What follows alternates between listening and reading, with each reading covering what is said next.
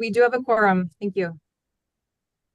I'd like to call the State Emblem Redesign Commission to order. Today is December 5th, 2023. Lindsay, can you take the roll, please? Yep, thank you. Dr. Bean. Present. Thank you. Lauren Bennett McGinty. Shelley Buck. Here. Thank you. Senator Drazkowski. Present. Morning. Chair Fitch. Present. Thank you. Representative Freiberg. Here. Vice Chair Gall. Here. Good morning. Michael Harrelson. Present. Kim Jackson. Here. Morning. Senator Kunish. Here. Morning. President Larson. Denise Mazzone. Present. Morning. Philip McKenzie.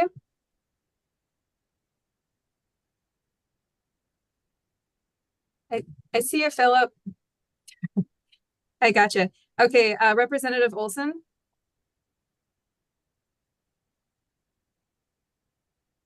Secretary Simon. Here. Morning. Kent Whitworth. Present.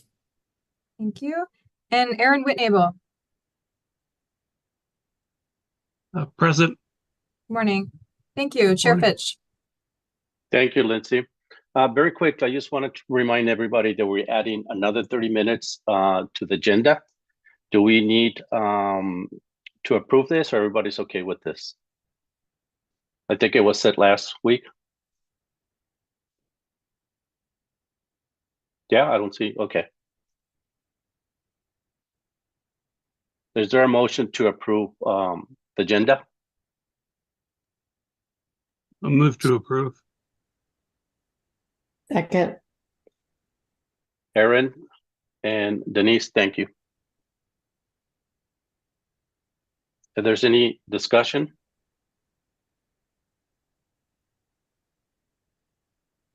No hands? All those in favor of approving the agenda, please say aye. Aye. Aye. Those opposed, please say no. The motion is approved. Thank you.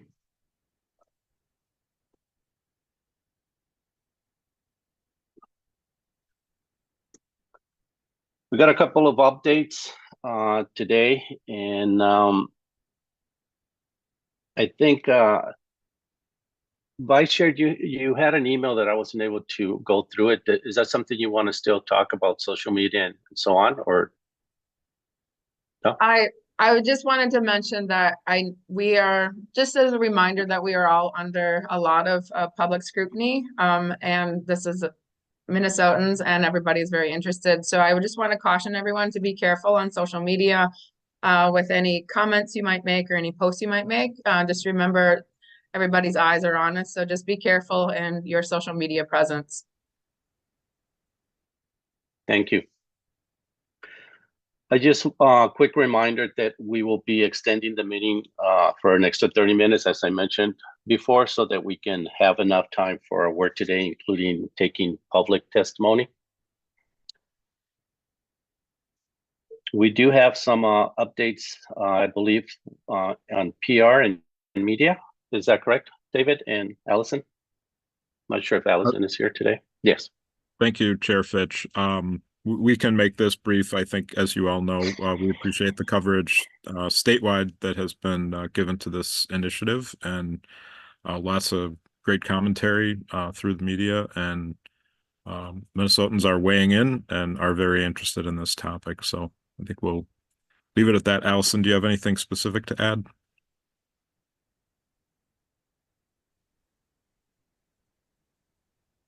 Nope. You said it all, David. Thanks, Allison.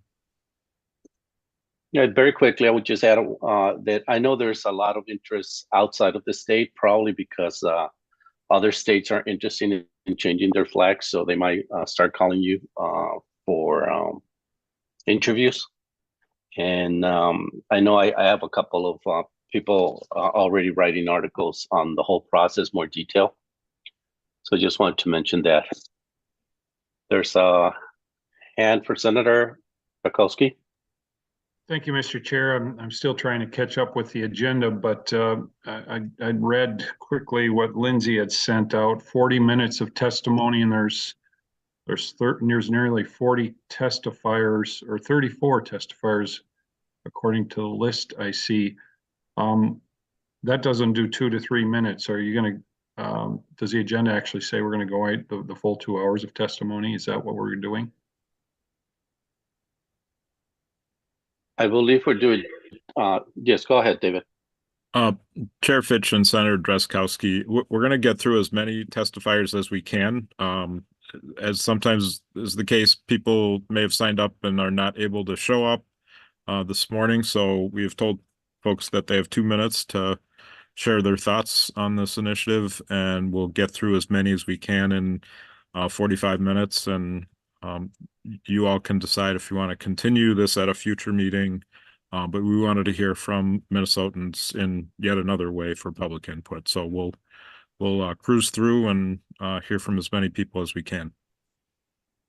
And we did let people know that we may not have time to get to everyone who signed up. Well, Mr. Chair and David, members, having done a lot of, been in a lot of meetings where there's testimony, I think you may want to put the guardrails at something less than 2 minutes if we're going to even aspire to get through this group of people. Maybe a 1 minute guardrail might be a better approach because people do go over. And, you know, if we've got 40 minutes and nearly 40 testifiers, that might be prudent.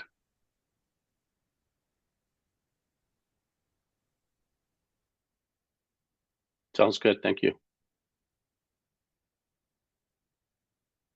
We continue with the updates on public input. David, do you want to make some comments on this?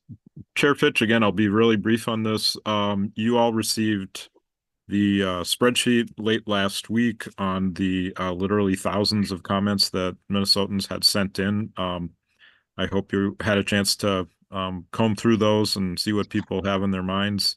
Lots of positive comments, a few people who weren't quite as positive, but I hope you got a chance to look through those, and that will become part of the conversation that we'll have through this process.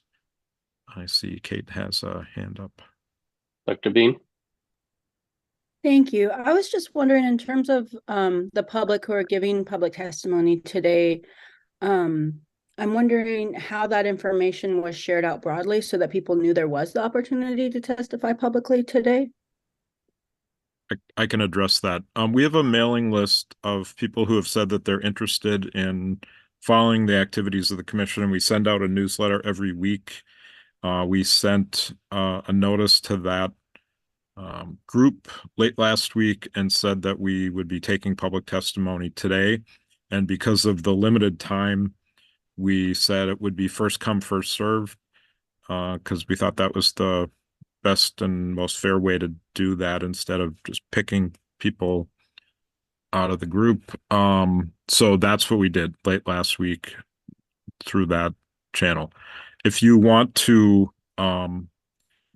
consider time, you all know the time is limited and we have a limited amount of meetings left. And if you want to schedule some more public testimony to get some more feedback, you can decide to do that. You have to balance that against the work that you need to do at the in-person meeting next week, or meetings, plural, if possible.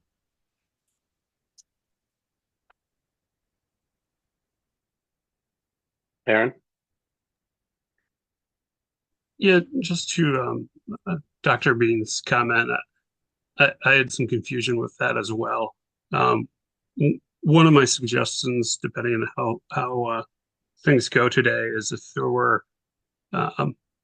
there was an interest to do more public in person or virtual, is to see if either on Friday or Tuesday morning before our meetings, the afternoon and the evening sessions, there'd be volunteers of a one commissioner and one staff person to take that public testimony from people during a public hearing. It's a little bit of a different setup. It's not a meeting. It's just public hearing to take people who would want to give verbal testimony as opposed to written.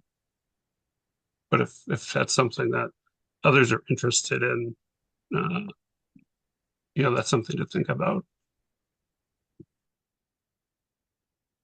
Senator Tarkowski. Thank you, Mr. Chair. So the question is, if someone outside of the group of people that have been watching these meetings wanted to testify or would potentially have interest in testifying,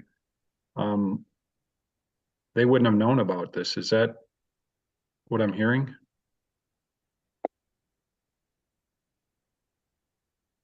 I guess to a point, right? I mean, but I don't know if there was if we had the opportunity to send it to the media or not. But then again, we still have another week that we can invite them directly. Well, Mr. Chair, my suggestion would be, if we can't offer equal opportunity for people throughout the state who might be interested in testifying to testify, maybe we don't want to do this particular testimony group that we have in front of us. Maybe we want to consider something else, because it seems to be more of a kind of a groupie testimony of people who happen to be following our discussions over the last several weeks. Thank you. Mr. Whitworth. Thank you, Chair Fitch. I just wanted to point out, I made a comment in chat, but I saw several news stories over the weekend encouraging the public to provide comment. And as I recall, that comment was encouraged in several different formats. So I think it mentioned that you could comment, in writing or potentially in some sort of virtual testimony. So I did see evidence. It was anecdotal, but I saw evidence a couple times late last week that a broader communication had gone out. Thank you. Aaron? Yeah, I just wanted to give a reminder that originally, when these, not to beat a dead horse, but this issue was brought up previously at the start, and the decision by the commission was to take comments online, submit written comments instead of doing public hearings. So, and that was highly publicized. The staff did a good job of that. There were commissioners that did a good job of that. And we've had 2 rounds of that essentially. So those opportunities were far and wide all across the state of Minnesota. I know that in my area, broadband is an issue. I know that public libraries, at least through the Lake Agassiz and the Northwest Regional Library, they offer the opportunity to show people how to look through the different displays, and then also how to submit comments through both rounds. So just wanted to mention. Thank you. Any other updates on the public input? Do we have any numbers by any chance of how many people submitted yet? Just general? I think there was talk that just on one flag there was 3,000-4,000. Yes, Mr. Representative Freiberg. Yeah, I just did a quick Google search following Mr. Whitworth's comments. It looked, there's a Fox. There were a bunch of news articles that showed up when I typed in just State Emblems Redesign Commission public testimony. There's Fox 9 had a story on December 1st. Minnesota public will be able to comment on state's new flag decision, and there's a link in the article on where to sign up. So I do feel like it got out there. I kind of feel like we should probably get to the testimony, just since we have presume I can't see them, but I assume there's people waiting to be let in to testify. So I would like to hear from them. Okay. Then let's go ahead. Back to my question, do we have any numbers on the public comments forms?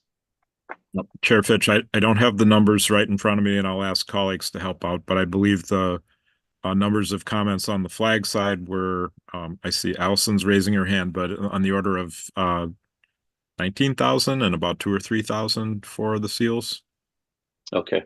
Allison. David, a little more than that. There were 15,000, more than 15,000 comments on the flag designs and about 6,000 on the seal designs.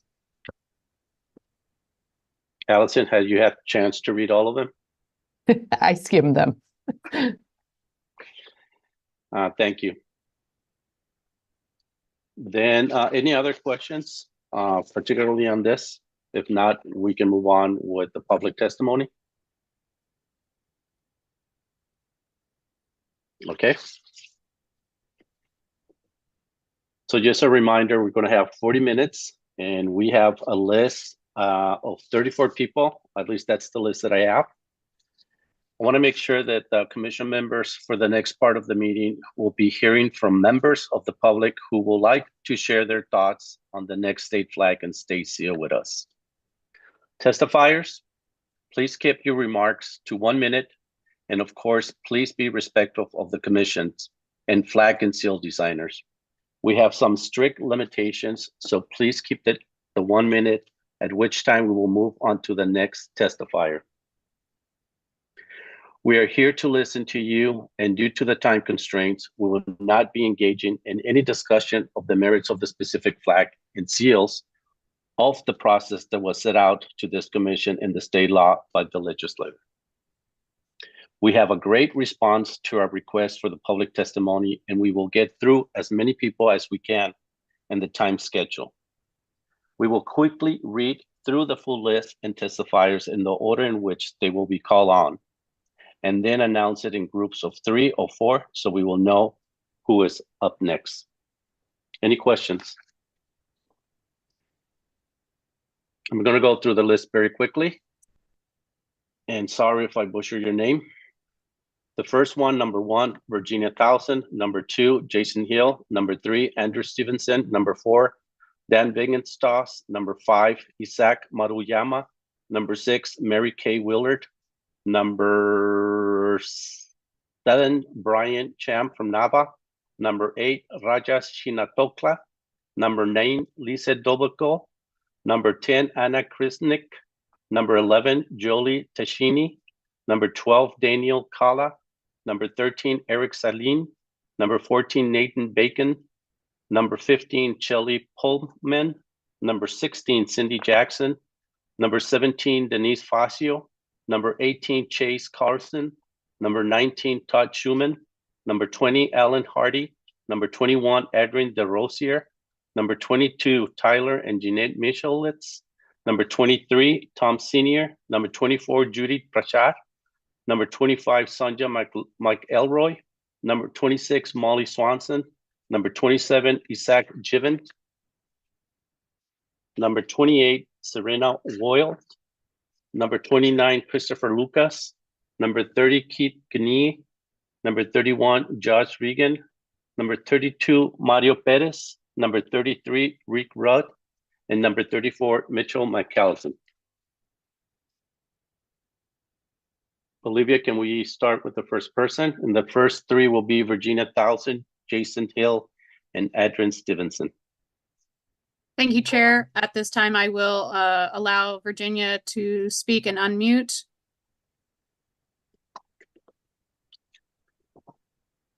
Hi. Has my time started? Yes, please, go ahead. Hi.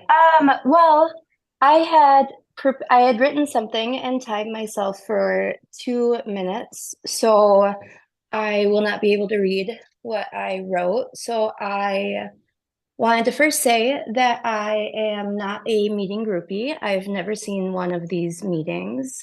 I saw this opportunity from an email I received, and I'm a little baffled that nobody knows how we heard about this. I'm a disabled artist living in Minnesota, and I was pleased at the opportunity to be able to verbally give my opinion on the flag. I'm also disappointed that when I received an email outlining kind of what was going to happen, that seemed to turn on its head. The morning of when I logged on, I wasn't even entirely sure that I was going to be able to speak, even though I took time to prepare something and took time out of my day. So yeah, I don't have time to say what I was going to say. So all Virginia, I'll say, yeah, Virginia, sorry to stop you. Go ahead and do your 2 minutes reading. I appreciate that. Thank you. My name is Virginia, and I'm a professional artist living in Minnesota. This is a list of reasons why Flag Submission F 1953 is the most appropriate and enriching flag for the state of Minnesota. 1, it has strong composition elements, specifically multiple layers of the rule of thirds, and this with the star, the state, and the bar set, as well as 3 bars individually. This type of composition doesn't age. 2, 3 is the smallest number to communicate a pattern, and with 3 different color bars to the right of the flag, that's what's communicated is that the colors mean something. This is the catalyst for curiosity. I want to know what the colors mean. 3, when I read the designer's statement, I was delighted about this simplified Minnesota shape. Then the white bar reminded me of driving in rural Minnesota in the middle of winter when everything is blindingly white. The green bar made me curious about Minnesota's agricultural history. And with the light blue bar, something happened that I didn't expect. I learned something, as I had never heard that Minnesota was a Dakota word and meant a place of sky-tinted water. I wasn't expecting to learn from a flag. It probably wouldn't have happened if I hadn't been prompted to see what the colors of the bars stood for. 4, the day after I read about this flag submission, I realized that I could still picture the flag in my mind. I had inadvertently memorized it due to its clear meaning tied with simple design. And 5, please don't use a traditionally shaped snowflake on a state flag. Even if it's tangentially connected to Christmas decorations, it's not appropriate for a state symbol. In any other context, it's okay, but you might have to change the flag again. You can Google it if you don't know what I mean. Thank you. Thank you very much. I appreciate it. Thank you. You're welcome. Mr. Jason Hill.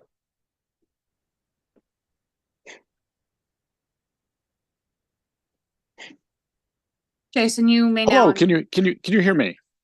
Perfect, thank you.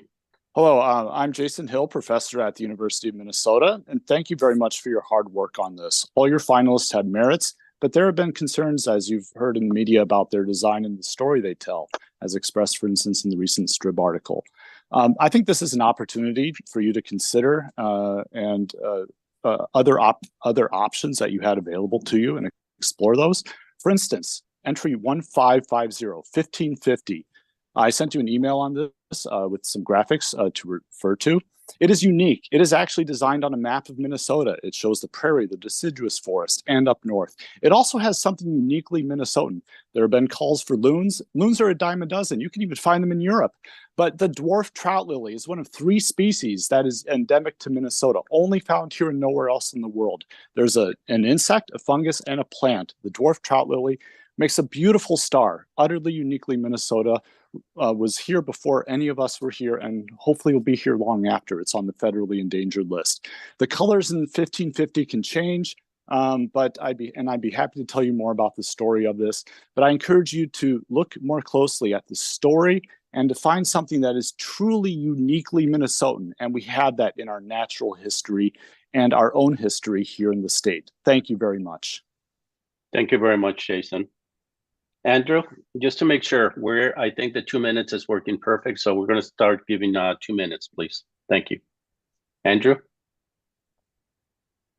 Can you hear me? Perfect, Andrew.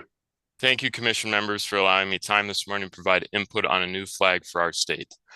Among the finalists selected by the Commission, design F29 stands above the rest. I will refer to this design as the Starflake flag.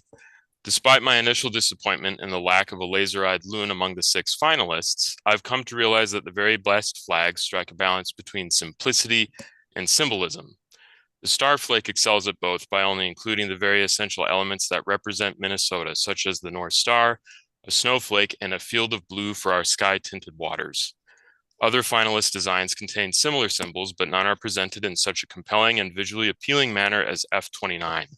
When hoisted on a flagpole, the Starflake will fly the same from both the front and the back.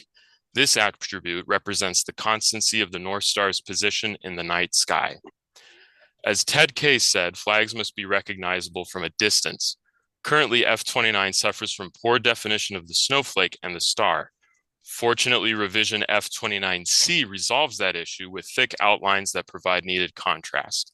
This revision greatly improves the flag's visibility from far away. For people opposed to changing the state flag, one suggestion would be to maintain the current shade of blue in the state flag and simply replace the current state seal with the Starflake. This adaptability and versatility is yet more evidence of its design genius.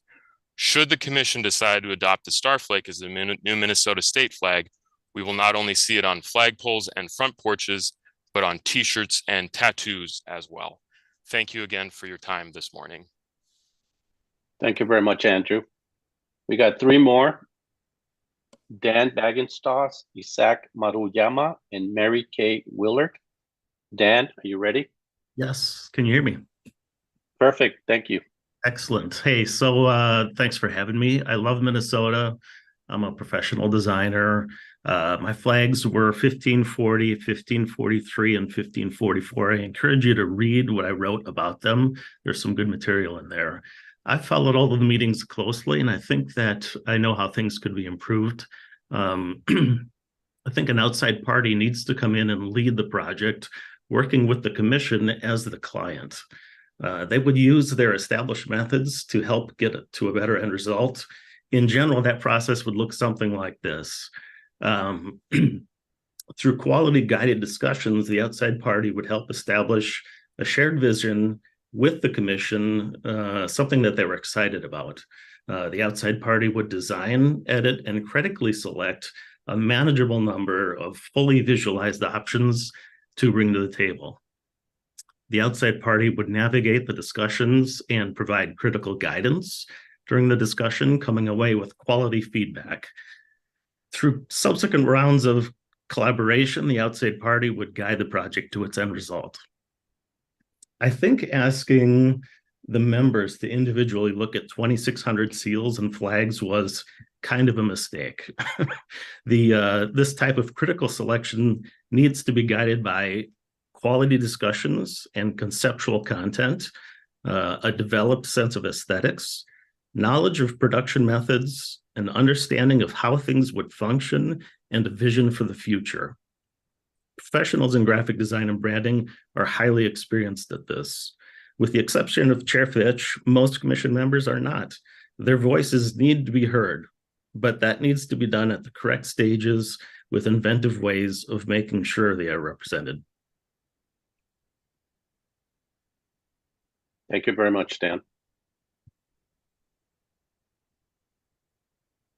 Next, Isaac or Isaac.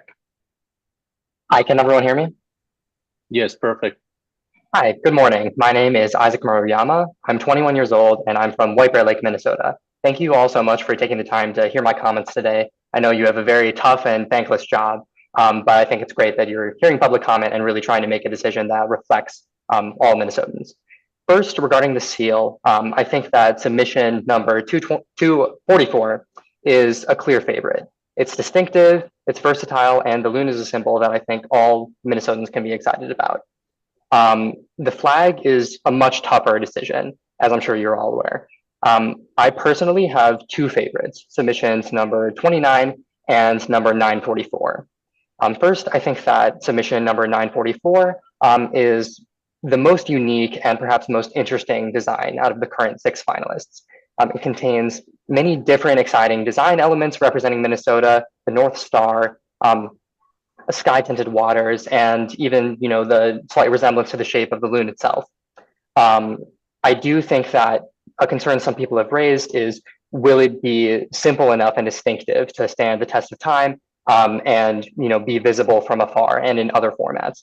That I think is one of the main strengths of submission number 29. It's simple, it's versatile, it would work on a flag or in other types of branding, even clothing. I think it's really a symbol that people can get behind, not just as a flag, but also as a representation of Minnesota in many different avenues. And I guess that's kind of the last thought that I'll leave, where obviously I think at a certain point, no one's going to be 100% happy with how this works or what the final decision is made. But at the end of the day, I think we can all agree that everything on the table right now is an improvement on what we already have. And I think that Minnesotans will be able to rally together around whatever the commission decides. So I think it's really just important to think about, what people can be excited about, and making sure that, we think about not just what this is going to mean for the flag, but what this is going to mean for determining a new symbol that Minnesotans can use to identify with their state and identify with their love for the community and the people that we all represent. So thank you again for hearing my testimony, and best of luck as you continue the rest of this difficult process. Thank you very much. Next, Mary Willard. Chair Fitch, I do not have Mary listed on the attendees today. Is Brad Trump available? Chair Fitch, Brad, Yes. Brad was submitting written testimony in place of speaking. Gotcha. Thank you. Then Brian Cham. Hello, can you hear me? Yes, Brian, good morning. Good morning, Commissioners.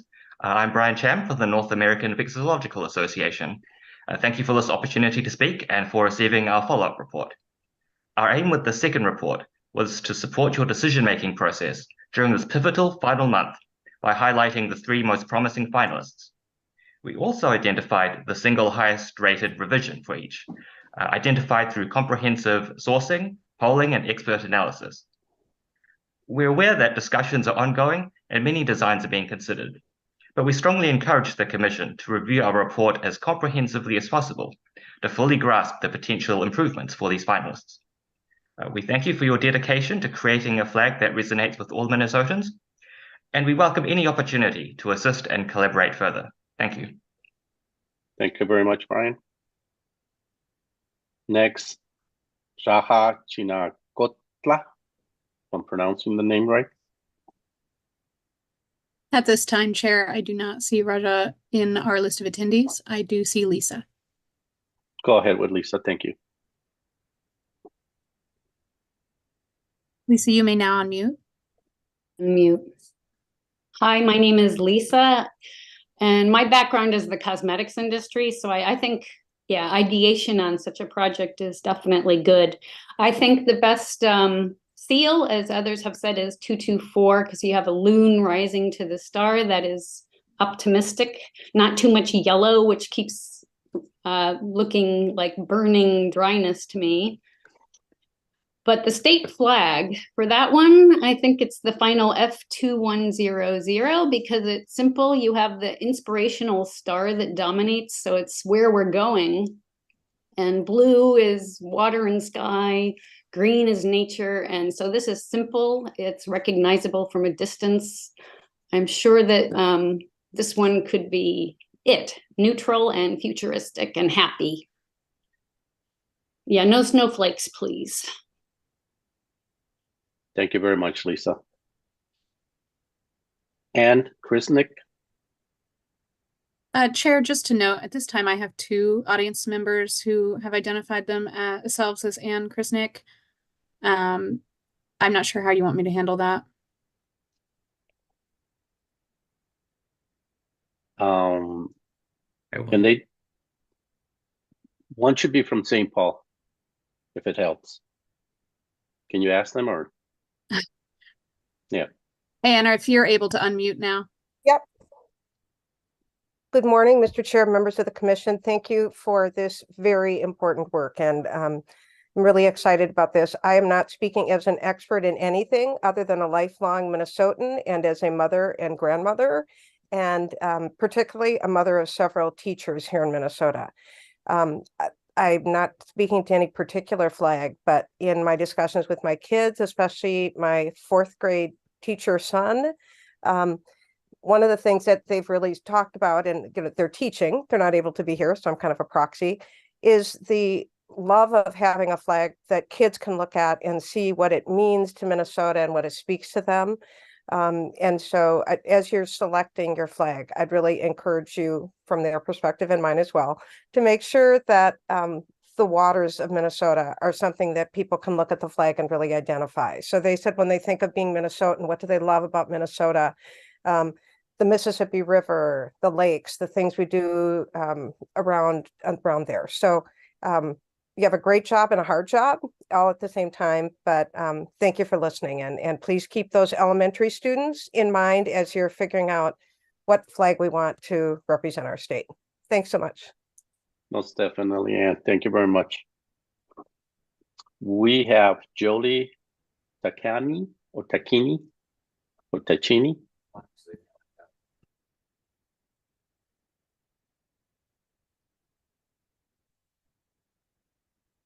Jolie, you are on mute. Unmute. Jolie, good morning.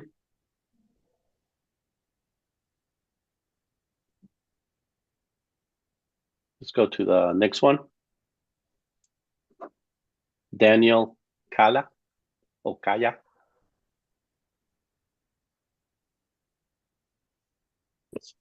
Hello, can you hear me? Yes, is this Daniel? Yes. Yes, go this ahead, is Daniel. Daniel. Thanks so much. Good morning. Thank you. So I'm just an amateur flag enthusiast, but I want to say, first of all, I really appreciate the work the commission is doing. I think everything being considered is a substantial improvement over the current flag.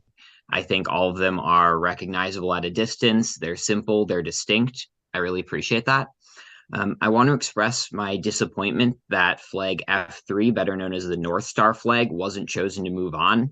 I think that has the most popular support, the most history. It has symbols representing the rivers, water, fields, snow, North Star. I'd urge you to reconsider it, but absent that, I think the strongest two flags that feel like Minnesota to me are F944 and F2100. All the flags are beautiful, but those ones have symbology that to me really makes me think Minnesota and not just a beautiful graphic. For seals, I think the strongest is 224, as some people have said. Thank you so much for your time. Thank you, Daniel. Next, Eric Salim. Eric, you should be able to unmute at this time. Okay, great. You can hear me now? Perfect. Good morning. Great. Yes, and I expected to be on video, so I have a couple props, but I'll try to make it work. My name is Eric Saline. You can't see me. I look kind of old, but when I was 16 years old, growing up on a farm in southern Minnesota, I had the chance to go on a youth exchange trip to Japan. Well, I didn't know anything about Japan, but I did read that it was important to bring small gifts from home to offer new friends I hope to make. My dad was a woodworker at the time, and he made me a set of a wooden shape that you can't see with a small dot drilled to mark where I lived, and it's a little wooden shape of Minnesota. 35 years later, I'm holding the last one I have. All the rest are somewhere in Japan. Now, that was my experience. But, you know, I bet pretty much any Minnesotan could tell a story about how the Minnesota shape has meant something to them. We Minnesotans identify so strongly with the distinct image of our state.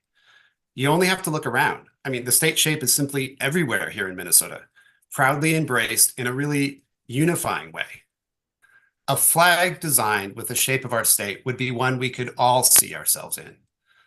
So there's a huge missed opportunity here, I think, because I have watched your meetings and there hasn't even been a discussion yet of using the Minnesota state shape in the flag. And so I appeal to you to consider a new set of flag finalists. And I would hold up a little board here. As part of my testimony today, I submit the PDF document titled New Finalist Proposal. You don't have to take the risk of trying to convince Minnesotans to like an unfamiliar or unpopular flag. You can select a flag that Minnesotans can proudly and easily recognize as truly ours, as truly Minnesota. Thank you. Thank you. Shelley Pullman.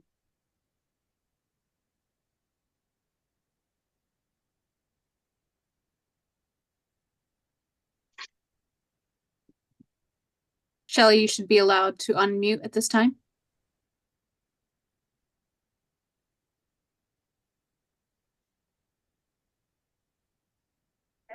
Nailed that.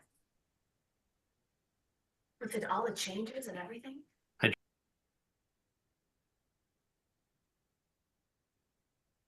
Chair Fitch, I Yes. believe Nathan Becken was number 14. That's correct.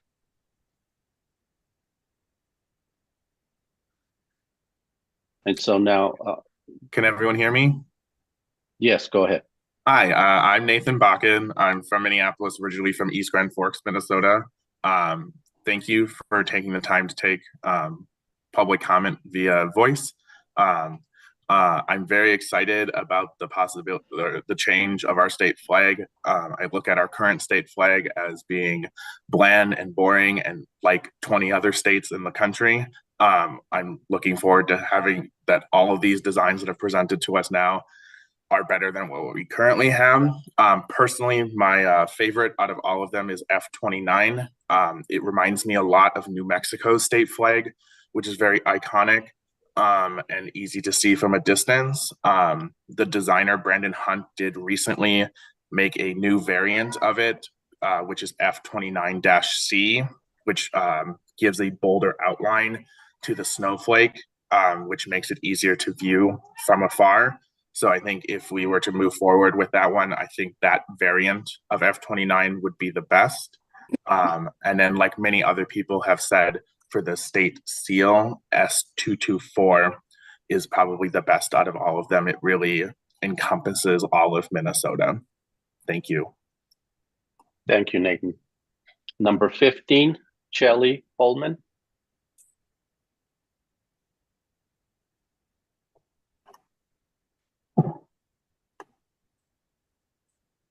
Shelley, I see your hand is raised. You should have the ability to press unmute at this time.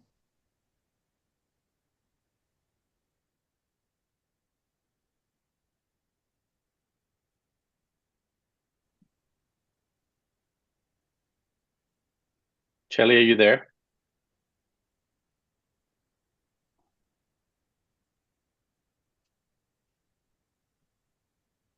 Let's go with number 16, and if she's ready later, we can go back to her.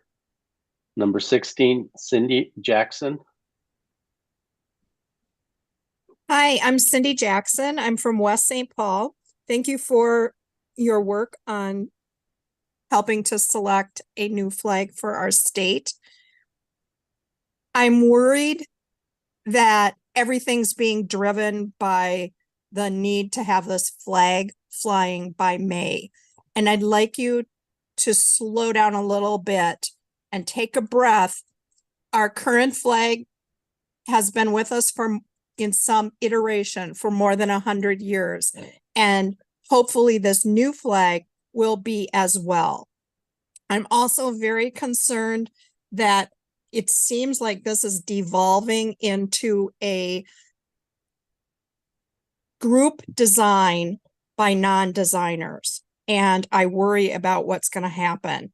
I would encourage you to step back a little bit, pull together a diverse team of people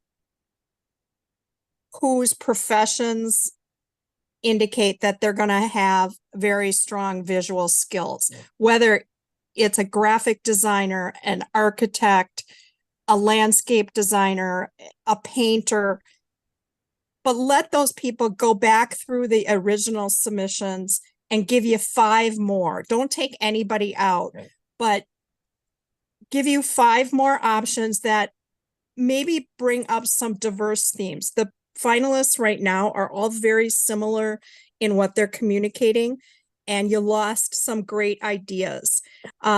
So mix it up a little bit with 5 more chosen by people who have professional backgrounds. Try to avoid design by group by non-designers. And then I would encourage some sort of public weigh-in through a ranked choice voting system so that everybody can live with whatever's taken. There's significant buy-in from the people of Minnesota. thank you again for your work. I look forward to a great new flag. Again, I'm from West St. Paul. In 1989, we had a new logo designed by contest, statewide contest. A guy won $200, came up with a fantastic, iconic logo for our city. And I think that the emblem and the flag for Minnesota can be wonderful as well. But I do think you need to take a breath and go back to those original submissions and have some folks with design backgrounds who represent the diversity of the state give you some more ideas to consider. Thanks. Thank you very much, Cindy. Is Shelley Pullman back? Yes, I'm here. Can you hear me? Perfect. Go ahead, please. Thank you. Thank you for taking my call. My name is Shelley Pullman. I am from Jackson County, Minnesota. I am a native Minnesotan. There is no rush to change the current flag. So I'm asking Secretary Simon to find a way to lift every Minnesotan's voice in the selection process. Also, I suggest that Minnesota veterans, not politicians, retire the current flag. Let's affirm democratic principles and the power of democracy through the people's voice. Thank you for hearing my voice today. Thank you, Shelley. Number 17, Denise Fazio. Hi, my name is Dennis Fazio, and I'm a local member of NAVA also. First, I want to emphasize the outstanding job you folks are doing. I think everyone has been excellent in their contributions. Special compliments to Louise Fitch for guiding so expertly. As I listened in, I could tell that you were going to present us a great result. Public acceptance is indeed critical. You'll need to help all of us to feel some affinity with an affection for the new flag and educate those of us more critical with the attributes of good flag and seal design, but you probably knew that already. Regarding some of the recent comments, loons are not unique to Minnesota, with large populations in Alaska and New England. We do claim it as a state bird, but others could also. The North Star, however, though visible in all states, can be claimed more so by Minnesota since our state was the northernmost in the Union for 100 years. On symbols like stars and snowflakes, these are graphic representations, not replicas. After all, a real star is a round globe. Though rare, there are forms of ice with other crystal structures than the familiar hexagonal. On the seal, I'm with the consensus loon scene. Many states have scenes on their seals. Star on the flag, loon on the seal, that should help with some critics. Lose the 18 dots in the sky, they clutter it up, and the reference intended is too obscure. Should not change the French language motto. The voyageurs were an important part of our establishing history. For flags, my preference leads towards F2100, though if you make any tweaks, be careful of imitating Duluth. F29 is my other favorite, a strong standout in the state flag lineup. Godspeed on your challenging final days ahead, everyone. Thank you again for your great work. Can't wait till January 1st. Thank you very much, Dennis. Number 18, Chase A. Carlson. Can you guys hear me? Perfect. Good morning. Yes. Hi. My name is Chase Carlson. I'm from White Bear Lake, Minnesota. I just wanted to say thank you to you guys. You guys have done a lot of hard work, and I know there's still a lot of hard work ahead. I feel like I speak for some other Minnesotans who said that the top 6 were a little disappointing. Just seemed like there were some better designs that were not chosen, that were passed over.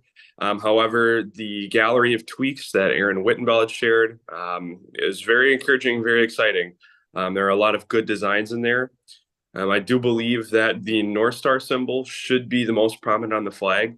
And I also think that the Dakota Star, specifically the one from F1435 at the top finalists, I believe that star is one of the best designed stars and could be put on any of the flags as a symbol there.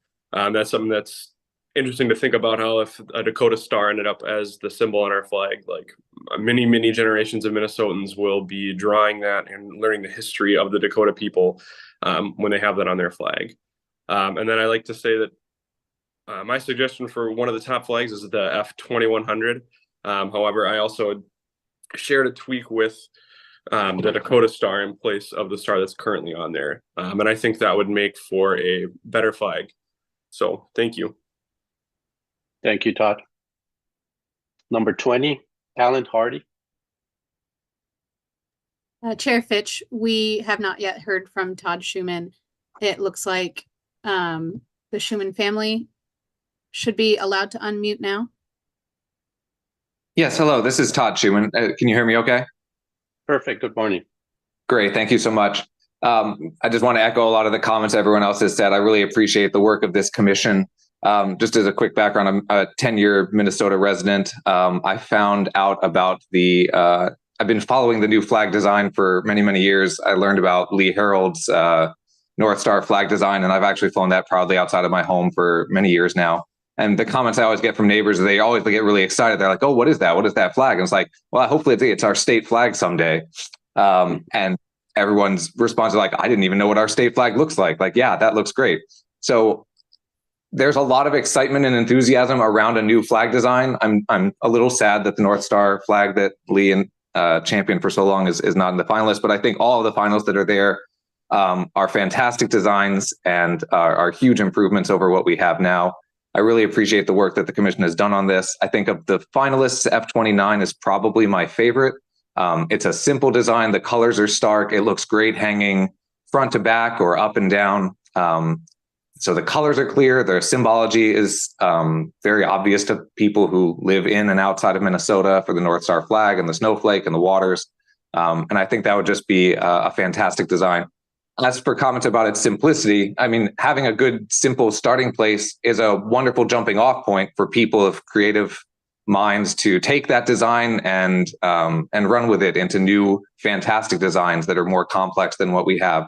If you start simple, you can always build on that. Whereas if you go, more complicated, it's a little harder to adapt that to various uses. So I love all these designs. I'm so excited for, the opportunity to have a new flag for our state. And I appreciate the work that everyone has done and getting us this far. So thank you for your time.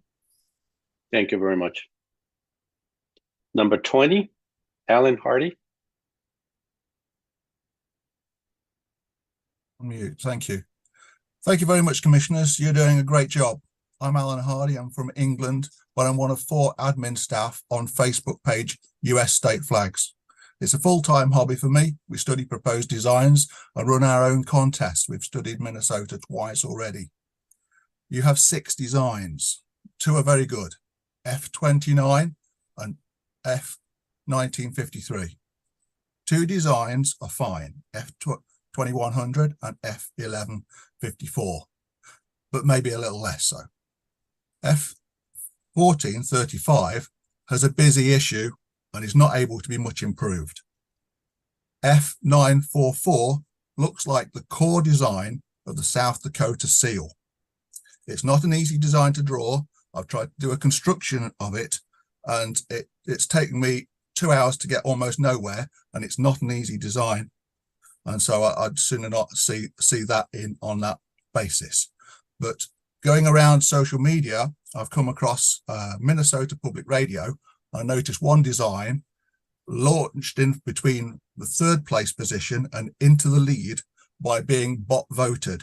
So there's something fishy about some social media voting going along, and I won't say necessarily which one, but that is in my submission report. And thank you very much indeed. So if I might make that mention, Chair Fitch, I'm able to, of course. Cheers. Thank you. 21, Adrian de Rosier.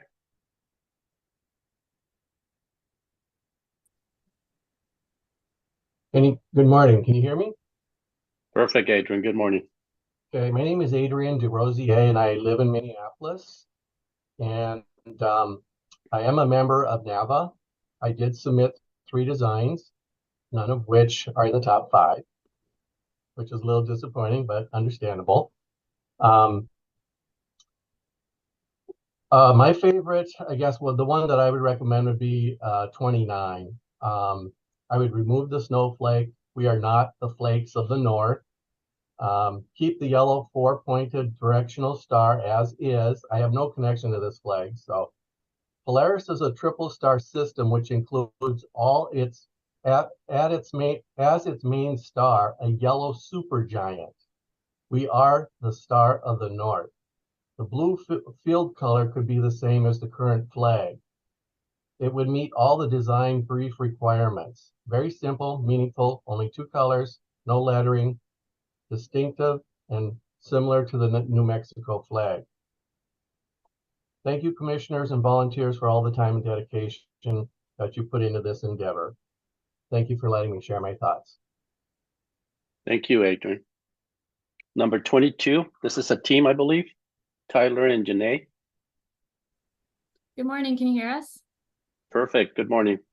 Hi, my name is Janae Michaelitz, and I'm here with my husband, Tyler Michaelitz. Hello. And we just wanted to say thank you to the commission for all your time, energy, and care that you've put into this process, because this flag is going to be with us for generations to come. Both of us are graphic designers living in St. Paul, Minnesota, and we've really enjoyed watching this process from when the community submissions came out to the process of getting to these final 6 and all the discussions around it. Yeah, and we didn't submit a design, but we've been watching since we saw the public submissions, and we have enjoyed watching as lovers of collaboration. We've enjoyed watching this community-led process that you're going forward with, and it's really admirable the way that you've distilled down the thousands of concepts and the time you've taken to figure that out.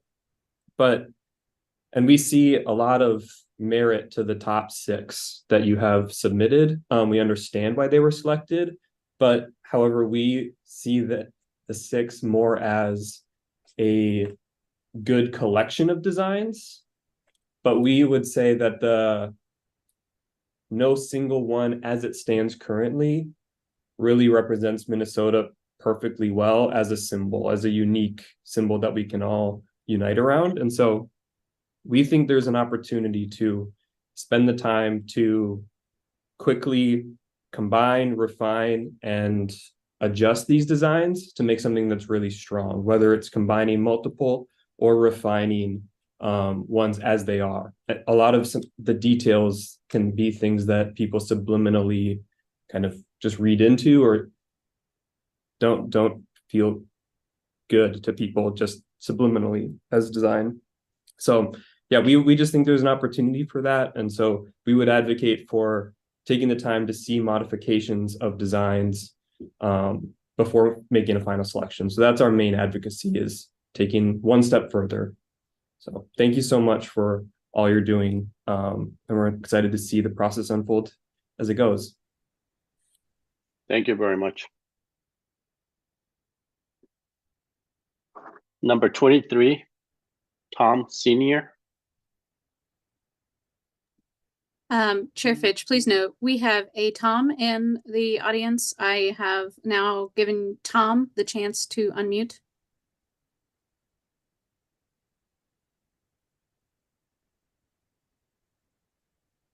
Tom, is this Tom Senior?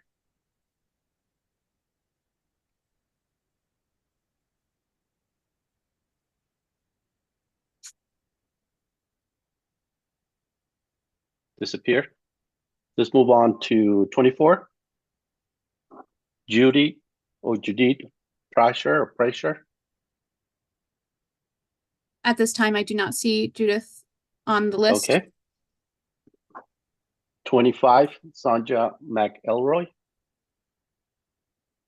I also do not see Sanja at this time. I do Number see 26, Molly.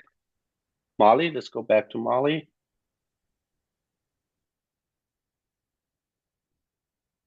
Molly Swanson at this time. You can unmute. Thank you.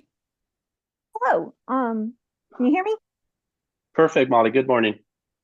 All right. I am a math teacher, and I just wanted to put my 2 cents in for the geometry inspiration of the overlapping Dakota Star and North Star designs from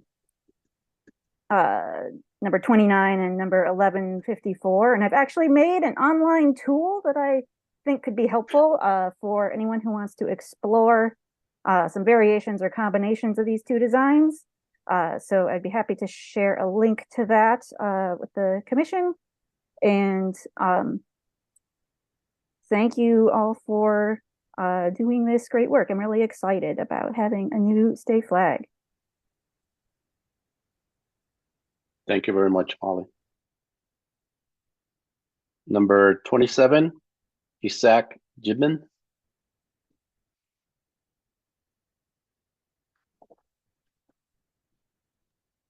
Isaac did not appear to be on the list at this time. Number 28, Serena Voigt. I also do not have Serena. Number 29, Christopher Lucas. Christopher, you may unmute now. Yes, good morning. Can you hear me okay?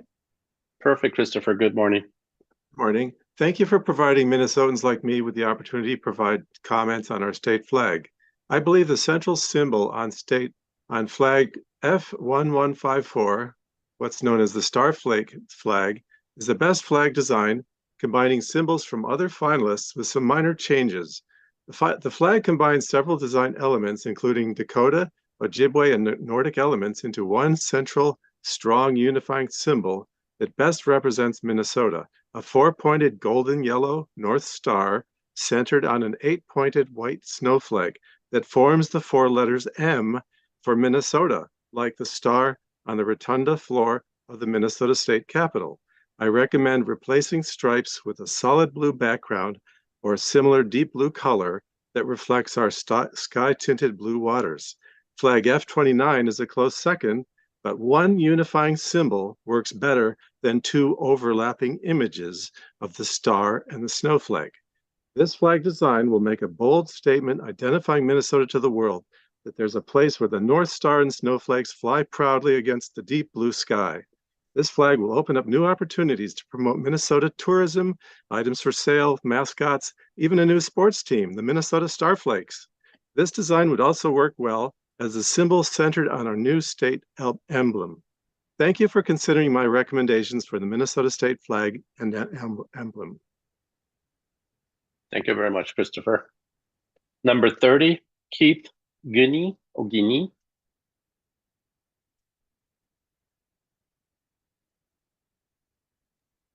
At this time, I do not see Keith on the list of attendees.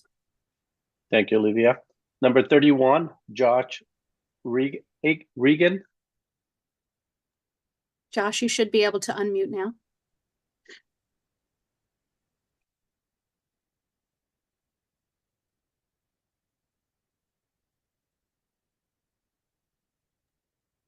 Josh, are you there? Sorry. Hello, can you hear me? Perfect, Josh. Good morning. Excellent. Thank you for allowing me to speak, and thank you for your hard work. I think F1953 is the best overall flag. It's one of the few flags that has the sky blue color, which I think should be essential based on the translation of our state name. I do like the state shape representation, and I don't think it needs any changes. I believe it will be the most generally accepted. I think it is a good flag. F29 is too literal of a snowflake for me and very one-dimensional. We are more than just winter and snow. It has a very Scandinavian feel and lacks water representation. I don't think it'll scale in smaller formats, such as like patches or pins, and I do not want to be known as a star flag. F944 is a very nice design, but I think it's far too complex to be considered a flag. It feels more like a winery or a spa logo than a state flag. I think F2100 also feels like a corporate logo and lacks water representation. If the curved white line is to represent water, it doesn't come across. It sort of feels like an empty field instead. For F1154, with the 8-pointed Dakota or Ojibwe star, I don't know if this gets into like cultural appropriation territory, which I think we want to avoid. And I'm not sure how else to politely say this, but I think it looks like an anus. I think most people who I've talked to about this flag have said that, and I don't think we want that representing our state. I think it would need some major changes. And I don't think F1435 really represents our state at all. It's just not, it's my least favorite of the 6, but thank you again for your time, and thank you for letting me speak. Thank you very much, Josh. Number 32, Mario Perez.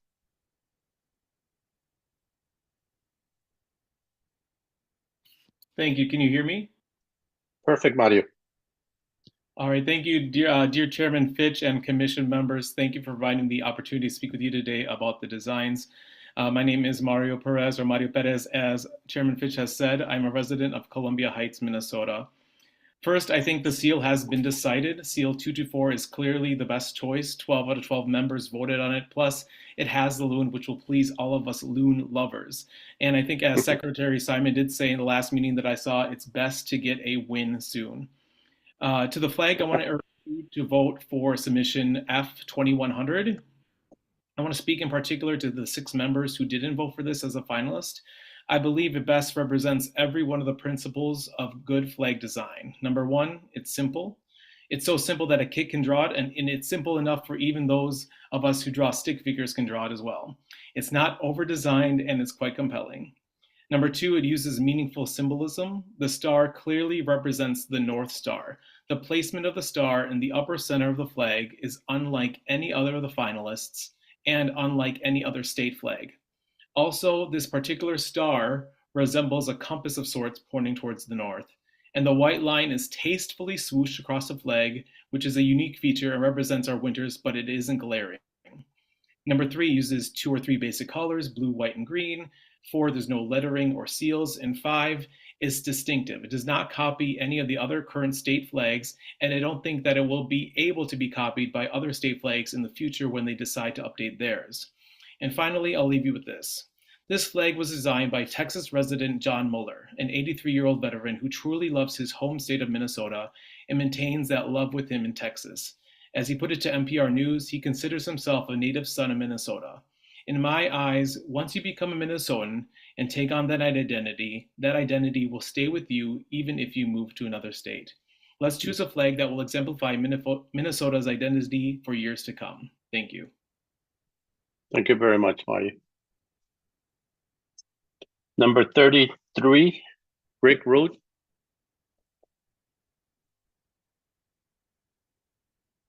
Hey, all, how you doing?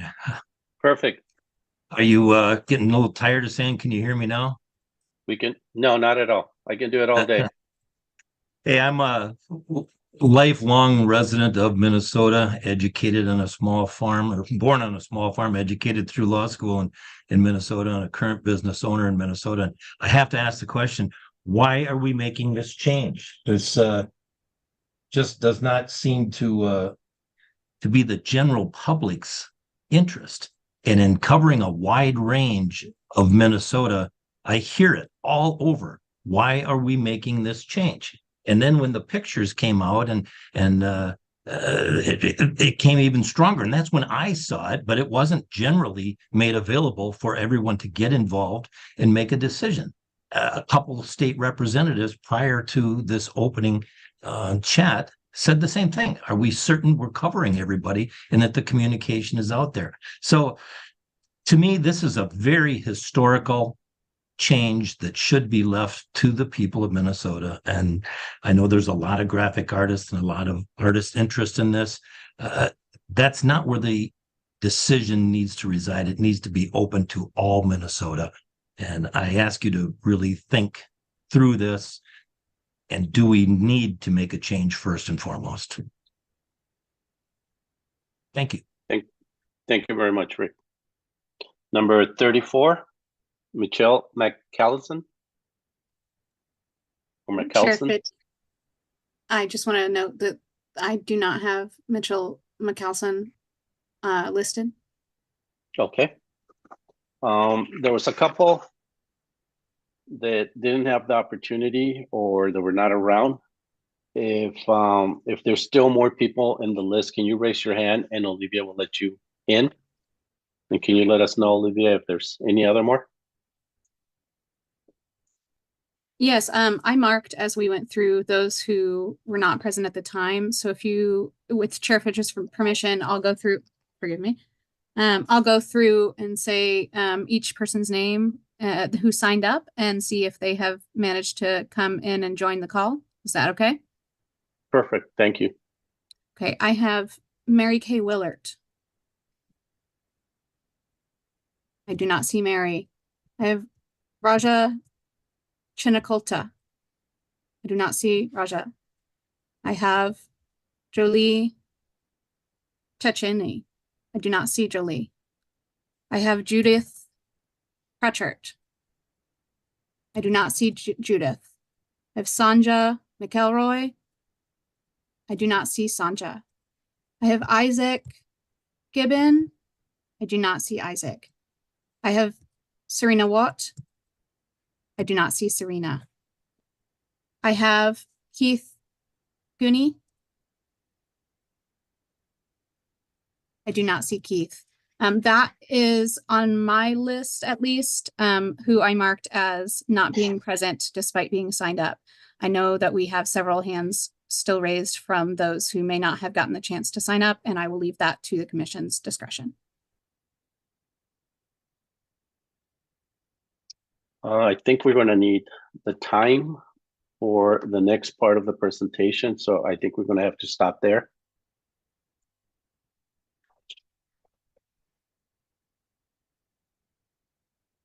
So I want to thank. I'm very happy that we went ahead and have the opportunity for people to testify. I personally learned a lot. It's great to hear voices from different parts of the state of Minnesota, different ages and different backgrounds. So I'm very, very pleased. I took a lot of notes because that's going to be important in our next presentation here. So we are listening to Minnesota, and hopefully everybody was able to take notes so we can have a better discussion and just move forward with the flag and the seal. Are there any questions so far?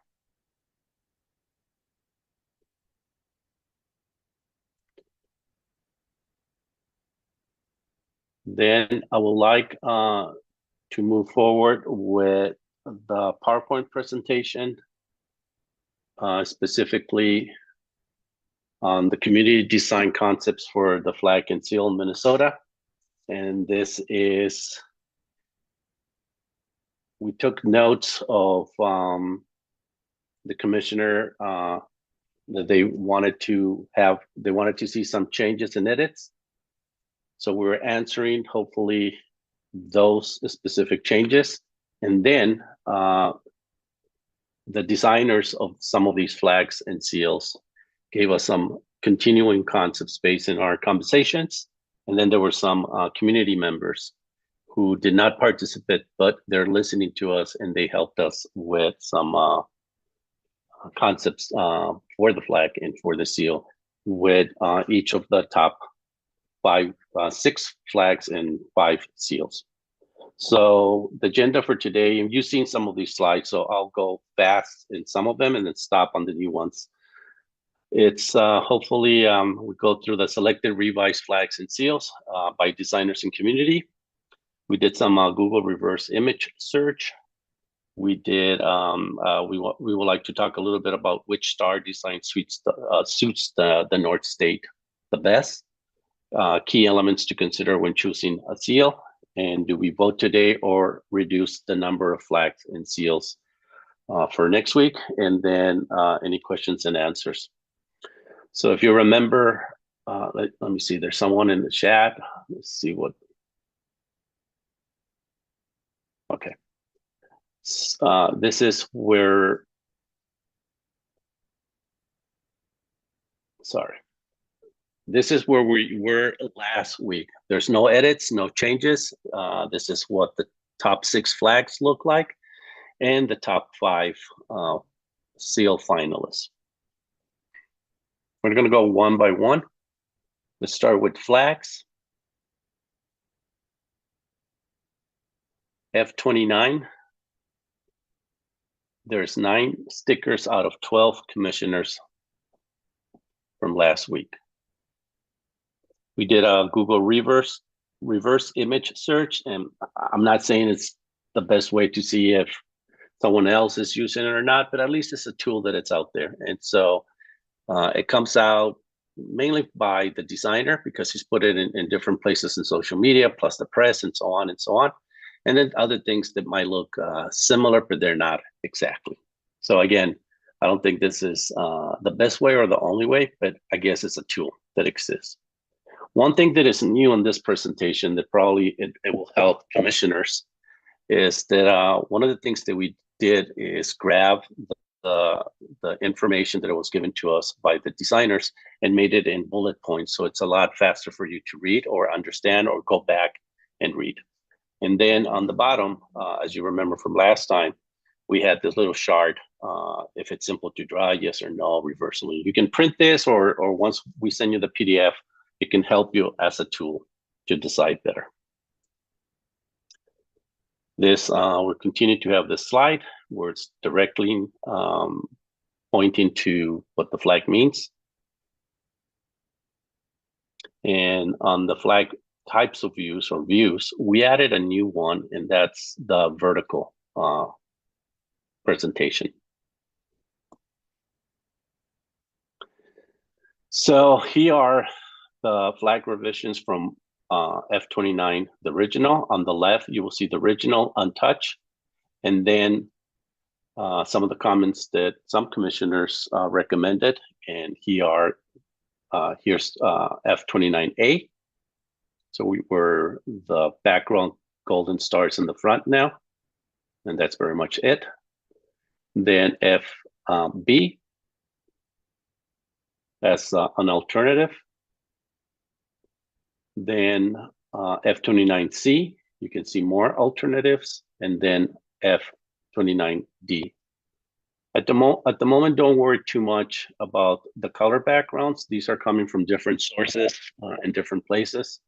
At the end, we're gonna, once we choose a direction or any of these, we can get more focus on the actual color. But I think it's a representation of a navy blue or some sort of a dark blue.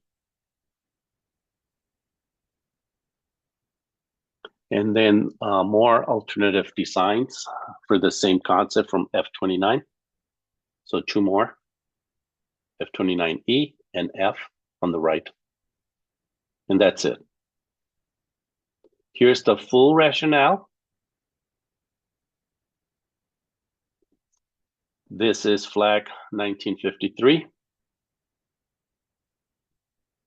Again, Google reverse image search, and obviously it's going to appear all over the place, this particular star.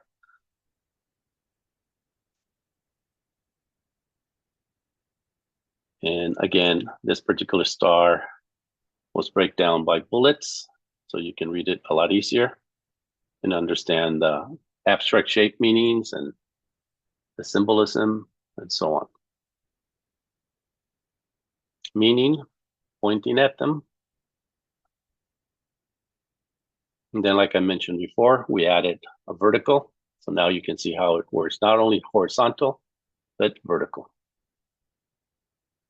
So on the left side, you can see the original. And then I think some commissioners wanted to see what would green look in the bottom, basically the white in the middle. I think that was the biggest concept. And then blue in the bottom, green on the top, and then reverse that. Blue on the top, green in the bottom. And that was it for that. Here's the full rationale. For F1154, we did a Google reverse image search, and nothing exactly came out.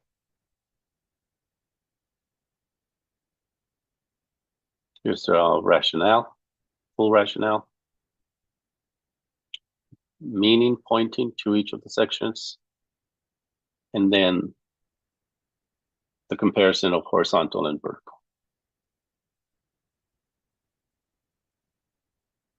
This one did have a couple of alternative designs.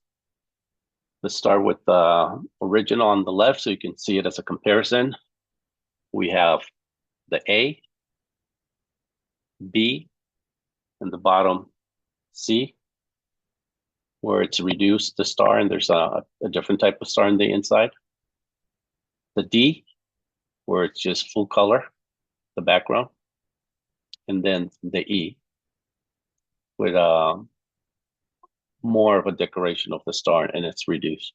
These came from different reports that was given to us, and they're no particular order. Full rationale. Then F944.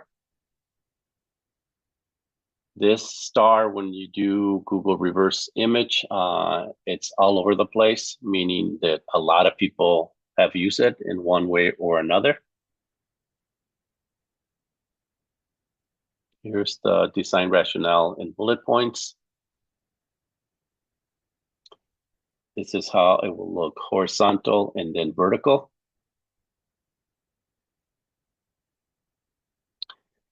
There was a couple of commissioners who wanted to see a couple of alternatives on this. The first one is, if we understand correctly, to have light blue lines on the top and green lines in the river or where the water was represented. That would be for F944A in the middle. Then the other idea was for B, to add green on both sides, and you can see that it was done. The issue with this, we got an email from the St. Paul and Minnesota Foundation saying that that particular star looks exactly like their logo. So some designers did some alternative concepts with a different star, and you can see it on F944C on the left side.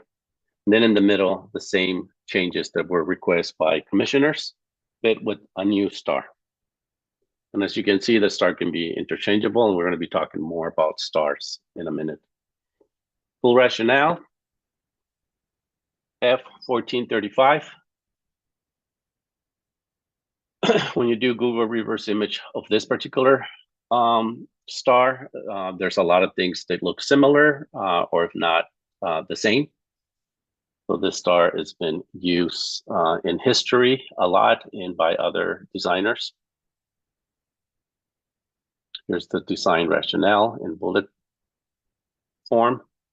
This is how it will look horizontal and vertical.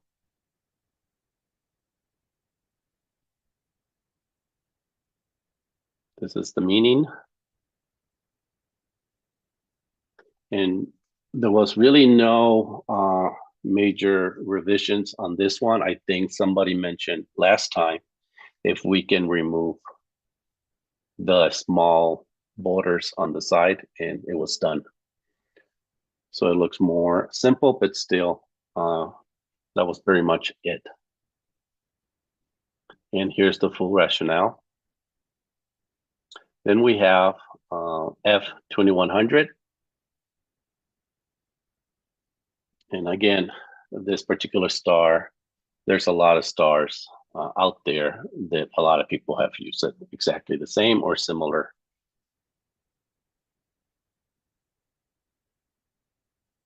There's the design rationale in bullet form. Here's the meaning, pointing to the different colors. This is how it will look horizontal and vertical. And here's some design alternatives that was given by different reports and different groups and designers. On the left, you can see the original. And so one of the first things that was recommended is to make the star smaller and move it to the left side on A. On B, there was, I think some of the commissioners mentioned if what would it look like if the white section of it could be thicker. You can see on B and on D, and probably a little bit on A. Then for C, it's a new alternative where there's new colors and the shape is different. And the star is different. And then finally, we have D as an alternative. The biggest problem with this is, and there's been a couple of social media and some other people mentioning already today, that this looks very close conceptually, let's say, as the Duluth flag on the left side. So that's something to consider because the Duluth flag went through this exercise and it's already been in use.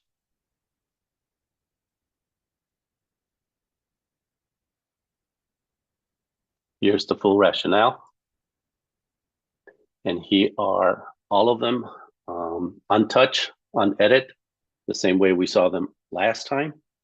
And just as a reminder that another way of looking at this from last week, that 75% of the commissioners who were there chose F29, 67% of us chose F1953, 67% chose 1154, 58% were for 944, half of us for 1435, and half of us for F2100. Let's move to stars. Here are the just the star close-ups of each of the stars on the finalists. This is what it will look like if they're just in black and white. Ignore the color. And this is an attempt to have a chart of, on the left side, what will be considered easy to draw and more difficult to draw on the right side in a particular order.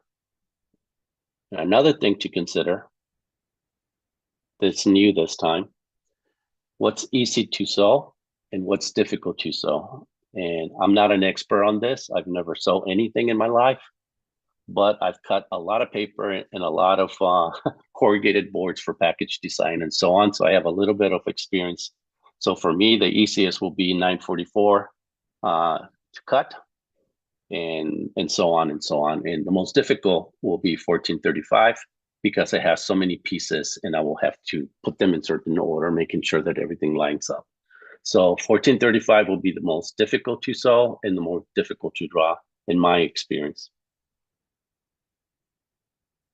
That being said, the biggest question for me is which star represents the best star of the North, if that's what we want. And so on the left side, you have a 4-sided star. Secondly, you have a 5-sided star, 6-sided, 7-sided, and 8-sided. And then, you know, it's like as many sided. We can go on stars and how many sided it is. But that's important for us too, to understand how many sides do we want on the star and what does it really mean? Then the other thing too, are these stars representing a cross-cultural meaning? So, and if yes, is it better than a generic star? So that's another question that I'll leave that for the commissioners to consider. Then, as you remember from last presentation, there were other stars submitted, and I'm not going to go through all of them, but they're here, their number. Hopefully color does not influence your decision for these particular stars, but we have a lot of options. I'm going through all of them really fast. And as you can see, I don't want to get rid of any of these stars because they're great for conversation and going back to them.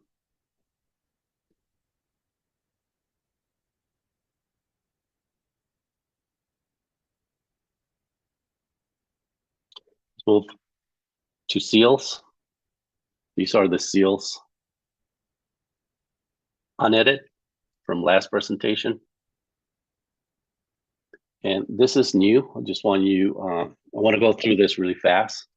I think designing a state seal involves careful consideration of various elements to ensure that it effectively represents the values, history, and identity of the state of Minnesota. When choosing, make sure that you look for state symbols.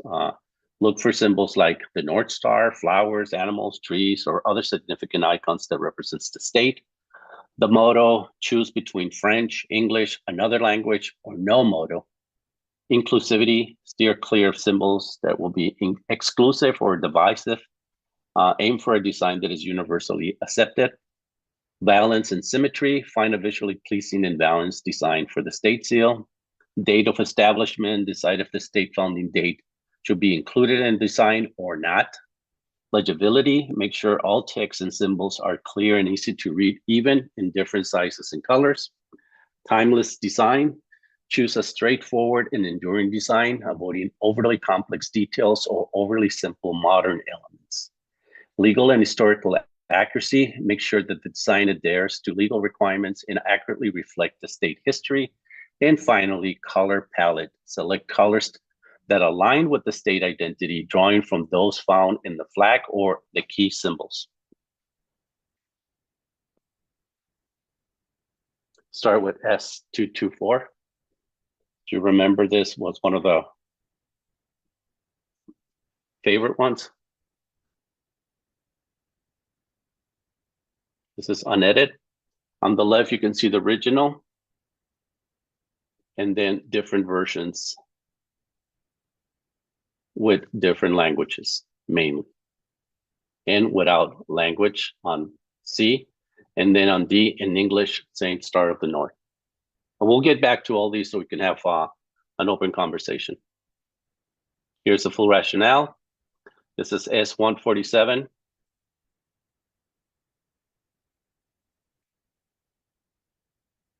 And the original on the left, there was a change on 147A, where instead of French, it went to English. And then 147B, where the model is not there anymore. S2.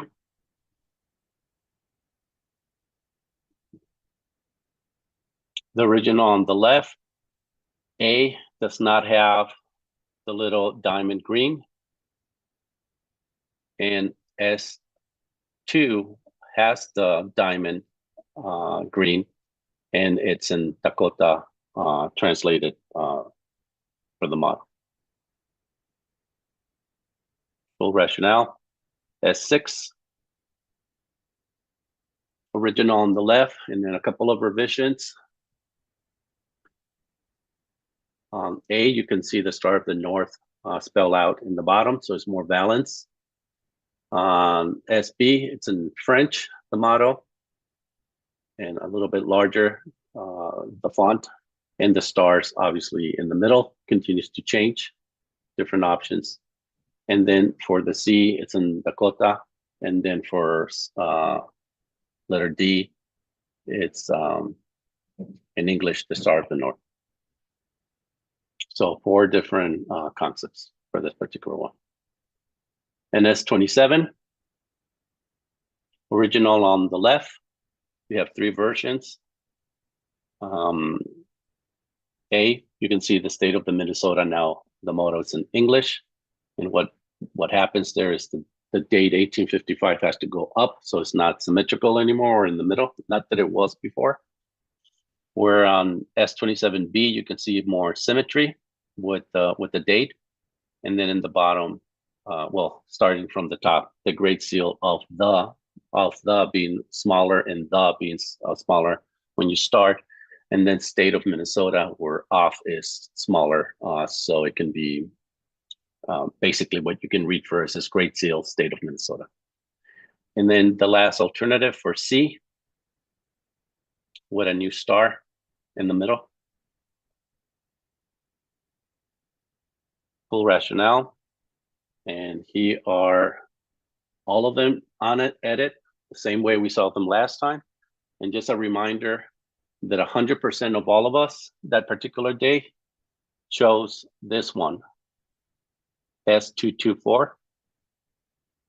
83% of us choose 147 or chose 147. 67% of us S2. 67% of us S6, and finally half of us S27. So next steps, I'll leave this open for conversations. I just want to read this very quickly. Should we vote today? Should we propose a vote today to streamline the number of flags and seals, or just specifically the seals where we have more direction? Or would it be more prudent to defer the decision to our upcoming meeting to explore the concepts truly? So that way you have another week where you can see this presentation and spend more time on it. And then finally, we will continue on the next week to continue to do edits if needed. So open for conversations. Chairman? Yes, please. Hey, this is Denise. I would like to have time to take this all in. Once again, this is a big job, heavy lift. I want to make sure we're going to do it right, get it right. And I would like to take time to go over all of this once again. Thank you, Denise.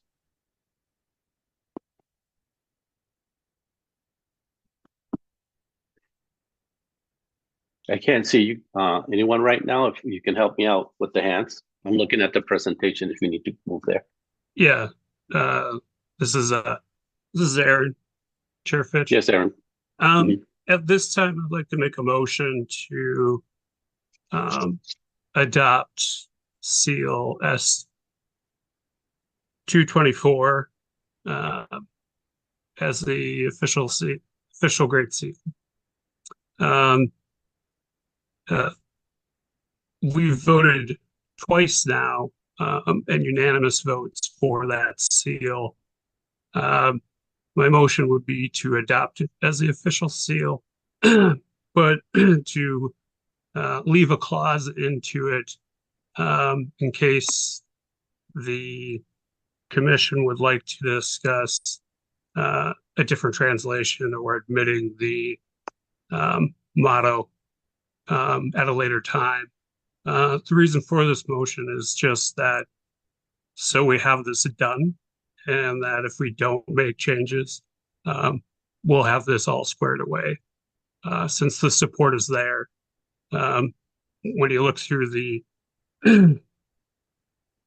comments section for the seals, this seal received about a little over 3,300 comments.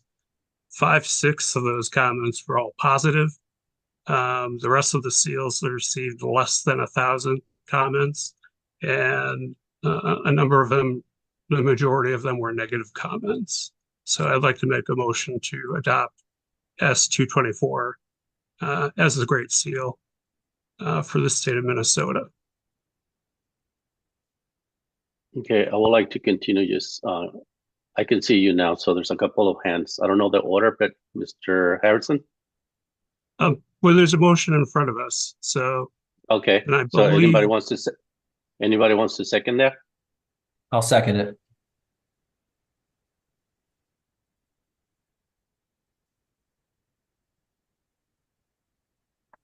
So the motion was by Aaron, and who seconded? Secretary Secretary State? Simon. Steve. Thank you. Are there any discussion? Yeah, I had my hand up for something else. This is Michael, but I'll comment on the motion. I agree with a lot of what Aaron said. And I would just want to make sure, like he was saying with the clause, that the seal we'd be able to modify it before it's formally adopted. Something along those lines. Yeah. Anyone else? Yes, Yeah, go ahead, please. This is Mike Freiberg. I might suggest as a friendly amendment, just some, like, because there are still some decisions, I think it makes sense to kind of advance that one as the finalist. But there are some decisions regarding the motto, the year, that we still need to make. So I might suggest as a friendly amendment, something like that seal number be moved forward as the sole finalist, subject to such changes as the State Emblems Redesign Commission shall deem appropriate. I don't know if Aaron would consider that a friendly amendment or not. Our intention is that since we do have an agreement on this design and the layout, is that in case for some reason we run out of the clock, that this seal will be adopted instead of not having one adopted, and then we would have time to discuss those other changes, whether we translate the motto, omit the motto. That would be the clause. if that makes sense. So, I mean, the seal still needs, that particular one needs a final decision. There, as you saw, there were a couple of options. But again, it's obvious that all of us like that one. So we can use that next week or this week, upcoming week, to give you and refine those options, but only we will vote and or choose one based on model or no model, or leave it in French or in English or in any other language. Does that work? Yes, that works. Yeah. Do we need to do roll call for a vote? We still have discussion, Chairman. There's a lot of hands. I'm sorry, I didn't. Yes, go ahead. I don't know the order. Is it Anita? Anita, Dr. Bean, and then myself. Go ahead. Vice Chair. I would like to speak against this motion and ask that we defer the vote until next week. I believe that we have a number of, as has been noted here, I think we need to discuss a number of modifications, not only which language and if the motto would be included at all, but also whether or not we want to put the stars on it, and also the whole question of including the date, whether that is appropriate or necessary. So I believe we have a number of things to discuss regarding the seal, even though there is a lot of public support and commission support for it, but I ask that we defer the vote on this until our next meeting. Sounds good. Sorry, I don't know the order, but I'm going to go Dr. Bean. Thank you, Chair. I think a lot of what I was about to say, Vice Chair just covered, and you know, I agree. I think this design is beautiful, and there seems to be a lot of support for it, but I'll just second what everyone's been mentioning in terms of the language, but also the year, and making sure to include that we have a chance to have that conversation. Okay. Denise, you had your hand up. I did, but Yes.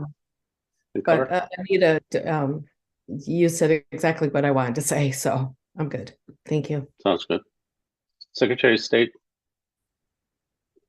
Yeah, I agree with what Anita said too, but I'm going to vote for the motion because I understand the motion to be one that accommodates all those discussions. It's that we're choosing it subject to further editing. Otherwise, I wouldn't vote for the motion if it was just to accept it. And the reason I'm for the motion under those circumstances, which is yes, but we must decide everything that Vice Chair Gall mentioned, is that we're really running out of time here. We have 2 more scheduled meetings. That's it. And although they're long meetings and in person, I favor doing as much reasonable winnowing as we can, because if we go into the next meeting doing deep dives on 11 things, 6 flags and 5 seals, I really fear we're going to run out of time, or we're not going to do the kind of thorough job that I know that we all want to do. So I'm for the motion because I believe that it accommodates a discussion on all of those things, but it's setting aside the other seals and understanding that we're only doing a deep dive on this one seal that we know in some way we're going to adopt. And at this point, we're still, all 6 flags are, I guess, on the table. So I support the motion for that reason. Aaron, you have your hand up. Yeah, just to close, I think that Secretary Simon probably said it much better than myself. You know, we agree that this is the style. This is the layout that we like. My motion isn't denying that we need to have those other discussions, but what it is doing is taking the other seals that we're not going to consider off of the table. And again, we can focus on this one and then focus on those adjustments next week, instead of having another round of voting on the seals. I think we're ready today to eliminate the other 4 and move ahead with this one, and then make those adjustments as necessary. Okay. So I think we should go ahead and repeat what this motion is and vote for it. Lindsay, do you mind doing this for me, please? Yep. So I would like to repeat the motion and please correct me if we need to adjust that. So the motion is to adopt the seal S224 as the official grade seal for the state of Minnesota, subject to further design modifications, specifically the language and the year. And the stars. And the stars. Any other thing that we need to add or take? It's all good? You know, can I just add, I thought that at one time they talked about making the loon's eye red as well. I don't know. Yes, thank you. Let's add that, please. Thank you. And in my presentation, one of them has it, and I missed that, Denise. It's my fault, but it's there. So let's add to red eyes or no red eyes too. Thank you. Yeah. Mr. Chair, Mr. Yes, Chair, if Mr. I could, Krakowski, please. maybe a simpler motion, Aaron, would be easier. Maybe something like focus on. I'm trying to remember the number of the loon one. That we focus on. And the word adopt, I think, is problematic in the motion for people, is what I'm hearing. So maybe just say we focus on this number 244 or whatever it was, and the other ones will be gone from consideration going forward.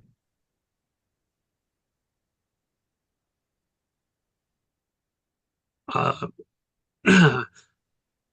guess that does sound much better.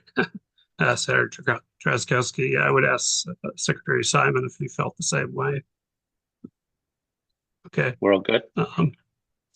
Would we have a problem with changing the motion to read it that way? So with that amendment, I have the motion to move forward with S224 as the official grade seal for the state of Minnesota, subject to further design modifications. That works And for me. potentially we could just leave it at that. Okay, Yeah, should we take a vote? Please, Lindsay. All right. Dr. Bean. Yes. Lauren Bennett McGinty. I think she had to step out. Shelley Buck. Yes. Thank you. Chair Fitch. Yes. Thank you. Vice Chair Gall. Yes, I now support this. I vote in favor. Thank you. Michael Harrelson. Yes. Thank you. Kim Jackson. Yes. Thank you. President Larson. Not present. Denise Mazzone. Yes. Thank you. Philip McKenzie.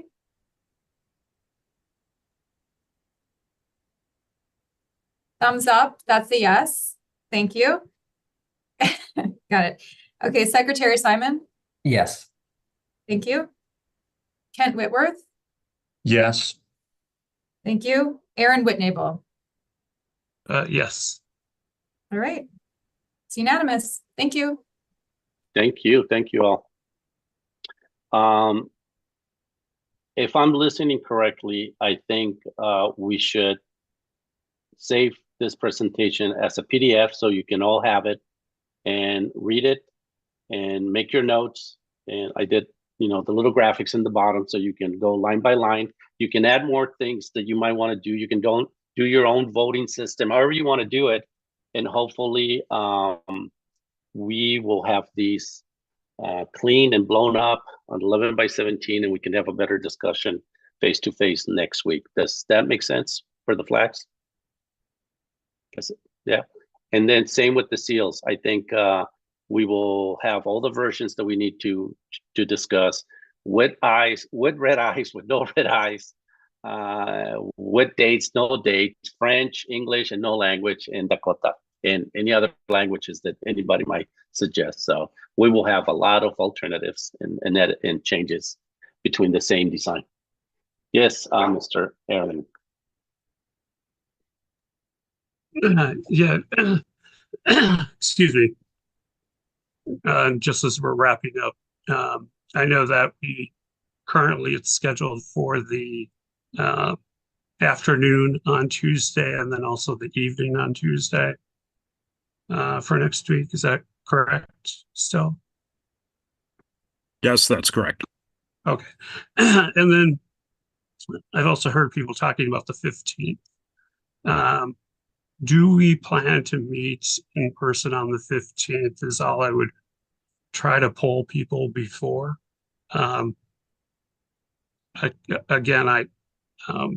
sorry that I to put attention on myself, but I do need to make travel arrangements, and I would just like to know if people are feeling that in general.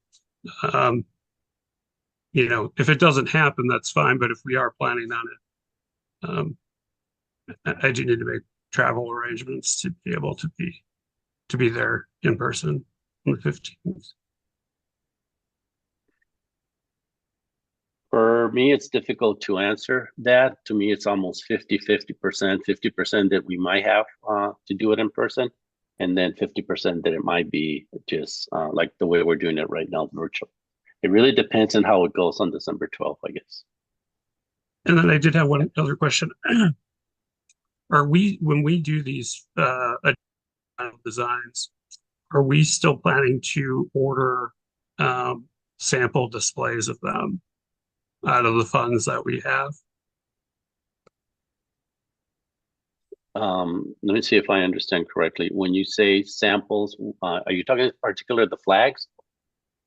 Correct, the flag.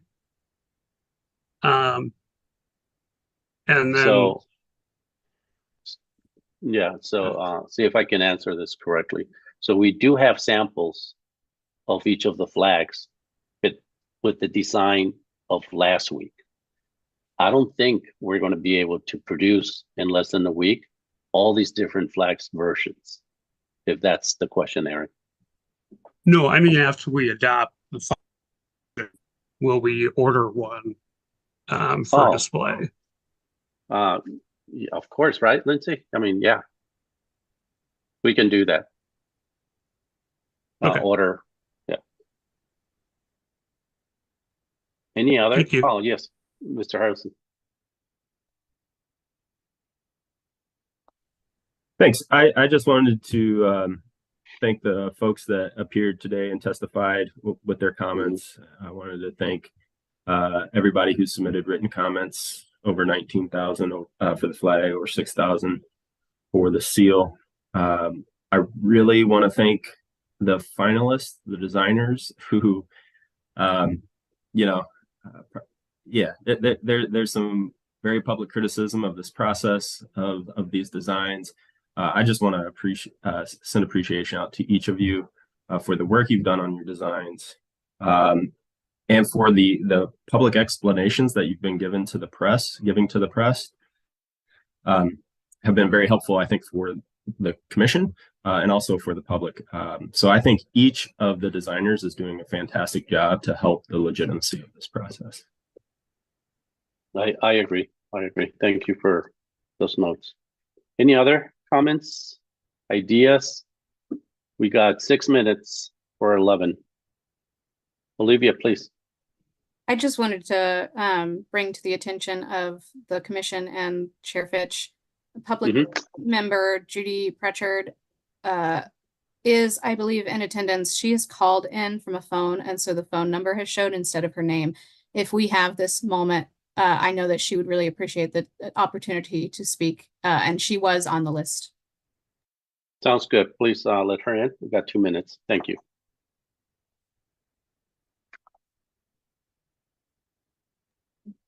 Judy, you may now unmute.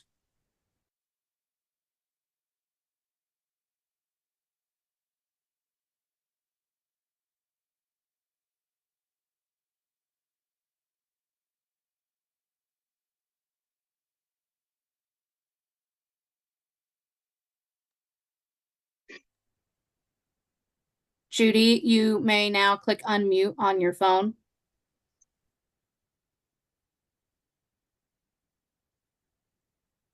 Forget when you call in, do you have to dial *6 or something to unmute?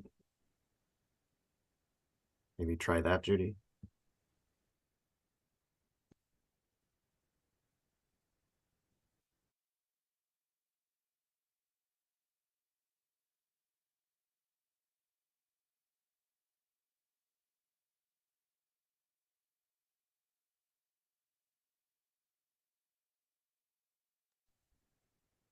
No luck? Once again, Judy, if you could press *6 on your phone pad.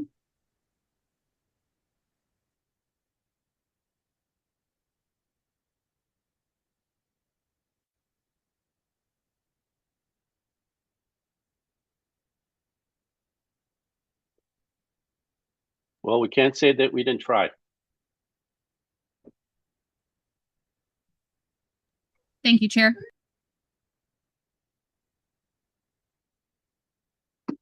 Any other comments?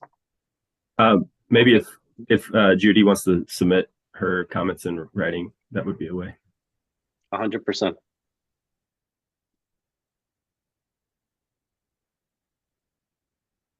Well, then, I would like to ask a motion to adjourn. So All those in moved. favor? This is Michael. Yeah. Yes. Second, anyone? Second. All those in favor, please say aye. Aye. Aye. Those opposed, please say no. Thank you. This meeting now it's adjourned. Have a Thanks. great day. And you'll be receiving the presentation today or tomorrow. Thank you.